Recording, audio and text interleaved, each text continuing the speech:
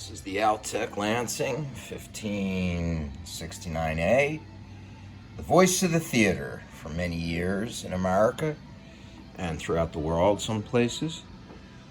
And this one has a bad output transformer, so Mercury is going to be so kind as to do this horrendous rebuild. They didn't want to at first, but then they took on the challenge because this is a very special transformer. And of course, they're no longer available. The company's no longer in business. It's called Peerless. And yeah, it's flat to 100K.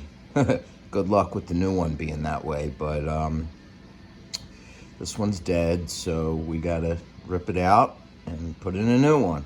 So we're gonna do that now. Okay, so the cool thing about this amp is that it's built to be fixed while still mounted in the rack.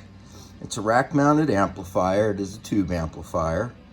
And we'll get a shot of the backside, but I'm hoping not to even have to remove it from this plastic cage it's in, because it becomes a little bit harder to work on because it's not flat and it tends to want to fall over. So this seems like the greatest thing. So we're going to give it a go, and we're going to have to pull out some of these wires here. There's the power transformer, the output transformer rather, the output transformer wiring, and then the output wiring to the load of the speakers. This will all need to be removed, and then the transformer can be removed. All right, so here we go. All right, so here I've disconnected all the wires for the input and output to the output transformer, primary and secondary sides. I've labeled some of them because just for the sake of labeling them, this actually is all going to get ripped out, and they're going to rewind this and put all new wiring and everything, so it really doesn't matter. But I did this so when they get it, they remember which colors are for what, and that way they can redo it with these same colors, hopefully. And that's kind of important. Nevertheless, so here we have it. I gotta take out 4 nut screws, and the transformer should pull right out, and that's it. So we'll go do that now. There you have it. It's out. Here's where it was. And one hole for all the wiring. It's all served from one side of the transformer. This is the output strip. I'm going to try to replace this because this one's broken on the 8 ohm connection.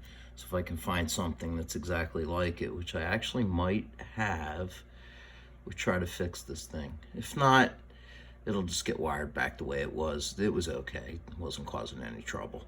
All right, so that's it, man. It's a pretty simple repair. Back in the day, the service agent from Altec would come to a theater, and he would bring a transformer with him, and he'd swap this out, and the movie theater would open on time, and the audio would work, and that's how that works.